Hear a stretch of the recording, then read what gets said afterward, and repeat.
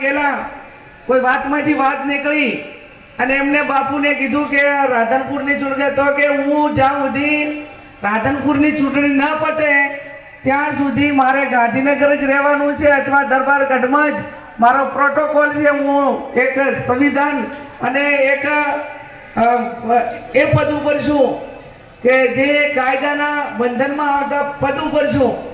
ત્યારે મારાથી કોઈનો પ્રચાર તો શું પણ એ બાજુ નીકળાય નહીં. ત્યારે વર્તમાન અધ્યક્ષોને જોતા મને એમ થાય ઘરે ઘરે ફરે જાહેર સભાઓ સંબોધે, સંવિધાન ઉપર બેઠેલાને એટલું પણ ખબર નહીં કે મારે સંવિધાનને રૂએ આ વસ્તુ મારાથી થાય કે કેમ. પણ એ એમનો વિષય છે, એમના ને એમના વચ્ચેનો ઘણો મોટો તફાવત છે. ત્યારે આપ સૌને મારી બે હાથ જોડીને વિનંતી કે આમ તો બાપુ સાહેબની જે સભા હતી એને હું માનું ત્યાં સુધી 6 વર્ષ થયા, પણ હું 2007માં ચૂંટણી લડી હતી. એ ટાઈમે પરિણામ કોઈ કારણોસર ના આવ્યું, પણ હવે તમારા બધાની વચ્ચે 18 વર્ષ પછી આ પહેલી વખત હું વોટ માંગવા માટે કરીને આવી છું. અને 18 વર્ષ પછી તમારી પાસે મત માંગવા આવી ત્યારે કેપી સાહેબ બેઠા છે, ઠાકરસિંહભાઈ બેઠા છે. એટલે હવે વાવ વિધાનસભાએ તો મારું 2 વખત મામેરું ભર્યું, પણ મારું હારું દિયોદર તાલુકામાં કોતરવાડા એટલે તમે બધું મારું જુવારું મને આપશો કે કેમ એ સવાલ છે. અને તમારા બધા પાસે હું જુવારું માંગવા માટે કરીને સુરેશભાઈ આવીશું. અને 2007માં જુવારું આલવામાં ક્યાંક ને ક્યાંક કમી રહી ગઈ હતી. ઘરનો પરિવારના સભ્યોમાં સુમેળ ન થયો, અને સુમેળ ન થયોના કારણે ક્યાંક ને ક્યાંક પરિણામમાં એકે બાજુ ફાવટ ન પડ્યો. અને ન પડ્યો એના કારણે 18 વર્ષના વાળા વાઈ ગયા. અને 18 વર્ષ પછી તમારી પાસે જુવારું માગવા, એક મતનું જુવારું માગવા માટે કરીને આવીશું. તમારો પ્રેમ, સ્નેહ ને લાગણી કાયમી મારા માટે ખૂબ રહી છે. અને રહી છે એટલા માટે કરીને ફરી હું કહું છું કે આ ભૂમિએ મને ખૂબ મોટી બનાવી છે. અને હર હંમેશા તમે કોઈ પણ નાના મોટા ટાંપા માટે આવ્યા છો, તમારા યથાશક્તિ કામ કરવા માટેના પ્રયત્નો કર્યા છે. આ વખતની ચૂંટણી એ બનાસકાંઠાની અસ્મિતા માટેની ચૂંટણી છે. આ વખતની ચૂંટણી એ એક બનાસકાંઠાને 20 વર્ષ સુધી રાજકીય રીતે રાહ ચીંધવા વાળી છે.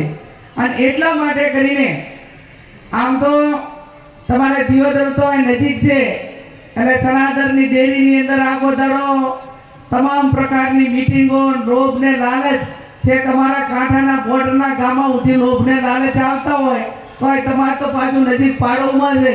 એટલે કોઈ ડેરિયાની નોકરીમાં કે ડેરીઓમાં કે કોન્ટ્રાક્ટરોમાં કે એમાં કે નાના મોટા લાલચમાં ના આવતા એવી વિનંતી એટલા માટે કરું છું કે એ વાયદા તમારા 7 તારીખે 6 વાગ્યા સુધીના જશે. અને 8મી તારીખે તમારો કોઈનો ફોન પણ ઉપડશે નહીં. અને એનું સૌથી વધારે કોઈ લિસ્ટ જોતું હોય નોકરીઓ માટેનું તો થરાદ તાલુકાનું લિસ્ટ પડ્યું છે, અને વાવ વિધાનસભાનું 2017નું બાકી પડ્યું છે. એટલે જે કંઈ નાના મોટી લાલચો આપે એ કોઈ લાલચોમાં ના આવતા એવી પણ આપ સૌને મારી બે હાથ જોડીને વિનંતી. આપ સૌ અહીંયા મોટી સંખ્યામાં હાજર છો ત્યારે મારે આમ તો 2-5 મિનિટ બોલવાની ગણતરી હતી, પણ આવતીકાલે પ્રિયંકાજી એ લાખણી મુકામે પધારી રહ્યા છે. ત્યારે એ ટાઈમે હું માનું ત્યાં સુધી બાપુ સાહેબ ધારાસભ્ય છે 1988માં કે 85માં સાહેબ કઈ સાલમાં 85 થી 90 જ્યારે અહીં દુષ્કાળો પડ્યા ત્યારે બીકે ગઢવી સાહેબ હોય, અમરસિંહભાઈ હોય, અને એ વખતના વડાપ્રધાન રાજીવ ગાંધી કે જે આપણા લવાણાના બધા ગામોની અંદર દુષ્કાળ પડ્યા, અને દુષ્કાળમાં કોઈ ગાયોને ચારવા માટેનો કે એનો ઘાસચારો નહોતો. ત્યારે દક્ષિણના રાજ્યોમાંથી શેરડી કાપી લાવીને આ બનાસકાંઠાની દિયોદરની ગાયોને શેરડી ખવડાવનાર રાજીવ ગાંધી એની દીકરી જ્યારે બનાસકાંઠાની અંદર પહેલી વખત આવતા હોય ત્યારે એને પૂરું માન મળે, સન્માન મળે, એને પ્રોત્સાહન મળે. આ વર્તમાન સરકાર તો તમે જુઓ કે રોજના 40 રૂપિયા પ્રમાણે ગાયોને ગૌશાળાઓને સબસિડી આપવાની થતી હોય તો એ 40 રૂપિયા પણ આપતા નથી. અને એ વખતે કોંગ્રેસની સરકારે ગાયોને શેરડી ખવાડીને પણ જીવતી રાખી હતી. એને ક્યાંય પશુપાલકોને ક્યાંય કોઈ પણ પ્રકારની તકલીફ પડવા દીધી નથી. એ દિવસો પણ આપણે જોયા. ત્યારે આપ સૌ આવતીકાલે મોટી સંખ્યામાં લાકડી મુકામે પધારો તેવી પણ આપ સૌને મારી બે હાથ જોડીને વિનંતી છે. આપ સૌને મારું જાહેર આમંત્રણ છે. વિશેષ ના કહેતા આપણી વચ્ચે ઇન્દ્ર વિજયસિંહ ગોહિલ પણ પધારવાના છે, પણ હજુ સમય 2-5 મિનિટનો લાગે તો પણ આપ સૌ ઘડીક ત્યાં એમની રાહ જોજો. એમને સાંભળવાના છે. આપણે આપ સૌ અહીંયા મોટી સંખ્યામાં હાજર રહીને મને તમારા બધાનો દર્શન કરવાનો મોકો મળ્યો અને 7મી તારીખે આપ સૌ કોંગ્રેસના પંજાને વોટ આપી વિજય બનાવજો. આ વખતે કોંગ્રેસ પાર્ટીના ચૂંટણી ઢંઢેરામાં 5 મુદ્દા મૂક્યા છે અને 5 મુદ્દા એ મૂક્યા છે કે કોંગ્રેસની સરકાર આવશે આપના આશીર્વાદથી તો દરેક યુવાનને જે ગ્રેજ્યુએટ હોય કે જેના એજ્યુકેશન પ્રમાણે વર્ષે લાખ રૂપિયાના મિનિમમ પગાર એટલે મહિને 8,500 પ્રમાણે એને નોકરી આપવામાં આવશે. ઘરની કોઈ મુખ્ય મહિલા હોય એને વર્ષે લાખ રૂપિયા આપવામાં આવશે. જ્યાં સુધી એ પોતે ગરીબી રેખામાંથી બહાર ના નીકળે પરિવાર ત્યાં સુધી એને મદદ કરવામાં આવશે.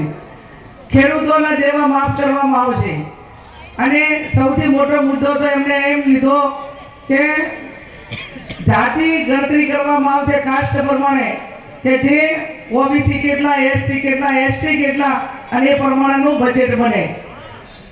10 વર્ષ પહેલા જે ગેસનો બાટલો આપણને 450 એ મળતો એ અત્યારે કેટલા એ થઈ ગયો છે? કેટલા? 1100-1200 રૂપિયા. 1100 હમણાં ચૂંટણીમાં હોવા ઘટાડ્યા. આમાં કોંગ્રેસની સરકારે કે શું કર્યું એમ કહેતા તો આપણી સરકાર હતી ત્યારે પેટ્રોલના 50 રૂપિયા 75 વરમાં થયા અને આ સરકારે 10 વર્ષની અંદર 100 ને પાર કર્યો. ડીઝલના 50 હતા એ 100 ને પાર કર્યો. ગેસના બાટલાના 400 રૂપિયા હતા એ 1100 ને પાર કર્યા.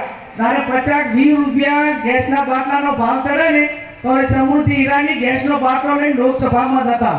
તો હજી 1100 થયા તો કોઈ બાટલાનું નામ લેતી જ લેતા, મોંઘવારીનું નામ નથી લેતા. એટલે કરણી અને કથનીમાં ફેર છે. અમે તો હમણાં કાલના 3 દિવસે દેશના વડાપ્રધાને એવું સ્ટેટમેન્ટ આપ્યું, એવા ભાષણ કર્યા કે કોંગ્રેસ સત્તા ઉપર આવશે ને તો કે 2 ભેંસો છે એની એક ભેંસ લઈને આવશે અને બીજાને એક ભેંસ બીજાને આપી દેશે. એટલે મેં એમને કીધું અને જાહેરમાં એમને બીજા કાર્યકરોએ પણ આ પ્રકારની વાત કરી કે દેશના વડાપ્રધાન ઇકોનોમી ઉપર બોલે, વિદેશ નીતિ ઉપર બોલે, દેશના અર્થતંત્ર વિશે બોલે, યોજના કે શું કરવાનું છે એના વિશે બોલે. હવે આ એક ભેંસ આની દે ને એક ભેંસ આની દે એ વડાપ્રધાન ભાષણ કરે. અમે તો આપના આ દિયોદરના અહીંયા જાહેર ચોકમાંથી કહીએ છીએ અને વિનંતી કરીએ છીએ કે અમારી ભેંસો તો અમે કોઈને નહીં આપીએ, પણ અમારી ભેંસોનું જે દૂધ ભરાઈએ ને એ ડેરી પાટણના બીજા જિલ્લાના લઈ ગયા છે. અમને બનાસકાંઠાને અમારી ડેરી પાછી અપાવો તોય ઘણું છે. ભેંસાની ચિંતા કાંઈ લાંબી કરવાની જરૂર નથી. ભેંસો અમે કોઈને આપવાના નથી. ત્યારે સૌથી પહેલા ચાલવા મુકામે એક ભાગવત કથાનું આયોજન હતું. ત્યારે સનાતન ધર્મ, હિન્દુ ધર્મની સંસ્કૃતિ આપણી સૌની એક એવી માંગ છે સમગ્ર દેશની અંદર અને તમામ આપણા સાધુ સંતો લડાઈ ત્યારે આપ સૌના આશીર્વાદથી લોકસભામાં જવાનું થશે. ત્યારે હું પોતે સાધુ સંતોને ખાતરી આપી છે, સનાતન ધર્મને ખાતરી આપીને આમ પ્રજાને પણ હું કહું છું, વિનંતી કરું છું કે આપના આશીર્વાદથી લોકસભામાં જવાનું થશે. તો સૌથી પહેલો મારો મુદ્દો ગૌ વંશ અને ગૌ હત્યા ઉપર પ્રતિબંધ મુકાય. આ સૌથી પહેલો મારો મુદ્દો હશે. એમાં પછી સરકાર હોય કે વિપક્ષ હોય, જે રીતે લડાઈ લડવાની થતી છે એ અવાજ એ લોકસભા સુધી પહોંચાડીશું, એની પણ આપ સૌને હું ખાતરી આપું છું. આવા અનેક મુદ્દાઓ વચમાં વિધાનસભામાં પણ હું બોલી હતી કે જે બેન દીકરીઓના પ્રશ્નો વારંવાર ઘટનાઓ બને છે. ટેકનોલોજીની ક્યાંક ને ક્યાંક ફાયદો તો ક્યાંક ને ક્યાંક આડઅસર થાય છે અને એના કારણે ઘણા પરિવારો જે 5-5, 7-7 વિડીયો ઘસાણા હોય ત્યારે એની પોતાની આબરૂ બંધાતી હોય છે. અને એક દીકરી ત્યારે નાના મોટી કોઈ ભૂલ કરે અને કોઈની સાથે લવ મેરેજ કરે ને ત્યારે આખો પરિવાર ભાગી પડતો હોય છે અને વર્ગ વિગ્રહ થતા હોય છે. ભયોમાં ગામોમાં એવડા મોટા ઝઘડા થતા હોય છે કે ઘણાને ગામમાંથી પણ નીકળી જવું પડતું હોય છે. અને એ ટાઈમે મેં વિધાનસભામાં સૌથી પહેલા એ કાયદા માટે કરીને કીધું કે આ કાયદામાં તમે એવો સુધારો લાવો, કોઈ પણ બેન દીકરીને લવ મેરેજ કરવા હોય તો એના માતા પિતાની સહી ફરજિયાત રાખો. આ લગ્નની નોંધણી ગામના તલાટી જ કરે અને એમાં પંચ કેસમાં સહી કરવાના હોય એ પણ ગામના જ 5 જણા પંચ કેસમાં સહી કરે. અને આવો કાયદો આવે તો આ તમામ ઘટનાઓ અટકે કે ના અટકે? અટકે કે ના અટકે? ત્યારે આની માંગ એ સમગ્ર નીચેથી ઉપડી છે. ત્યારે પછી એના પછી ગુજરાતના મુખ્યમંત્રીને પણ કહેવું પડ્યું કે ખરેખર આ કાયદાની અંદર આ રીતે જોગવાઈ કરવાની જરૂર છે. ત્યારે આપ સૌ અહીંયા મોટી સંખ્યામાં હાજર રહી અમને સાંભળ્યા અને આપ સૌ મોટી સંખ્યામાં હાજર રહીને એક તમામ પ્રકારની વાત સાંભળીને સમર્થન આપવા માટેની જે વાત કરી એ બદલ હું આપનો સૌનો આભાર માનું છું. આજે મારે બન્ના સાહેબ બહેનોને પણ મારી વિનંતી કે આપ સૌ 7મી તારીખે વહેલા ઉઠજો અને વહેલા ઉઠીને પહેલામાં પહેલી લાઈનો લાગવી જોઈએ અને લાઈન એવી લગાડો કે 12 વાગ્યા સુધીમાં તો તમામ મહિલાનું વોટિંગ થઈ જાય એવું સૌ આપ કરજો, એવી પણ આપ સૌને વિનંતી કરું છું. આજે ઠાકરસિંહભાઈ રઘનાથભાઈ આ દિયોદરમાં આવીશું ત્યારે આપણાને એક મોટી ખોટ સતાવે છે અને ખોટ